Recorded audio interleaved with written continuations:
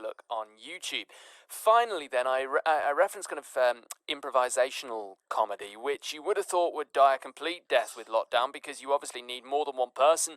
You would have thought they'd need to be in the same room as one another, and obviously none of that is possible at the moment. But step forward, Extreme Improv, which is using our old pal Zoom.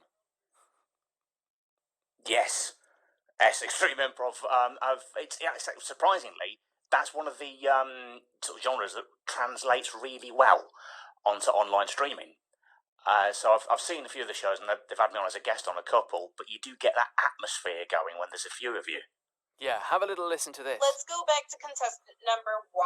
What would you say is your biggest flaw? Why are you single? Well, the thing is, I'm quite soft and warm-hearted, and if I feel the temperature rising, I tend to like to listen to a little bit of Melting John. It's a little bit runny. Right. Okay, I'm going to cut you off right there. We're going to go to contestant number 2.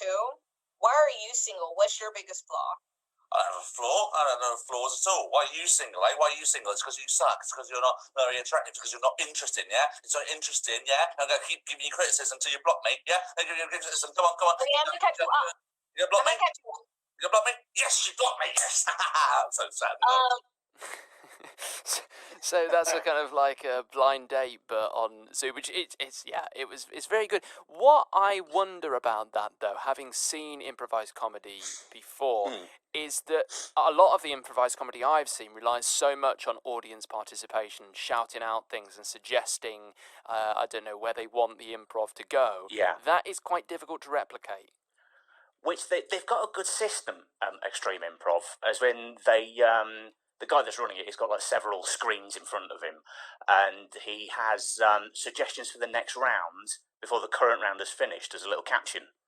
So he's still getting the audience suggestions ahead of time, so it's got that freshness and sort of like a really sort of up-to-date suggestion without it lagging too much, so it doesn't spoil the flow of it all. I love the idea that improv is continuing despite the horrible situation we find ourselves in, and this is just one way in which it's doing that. Extreme Improv is what you need to look up. Alex, we're out of time. Thank you so much for coming on and taking me through some of the comedy that you've been enjoying recently. Always a pleasure.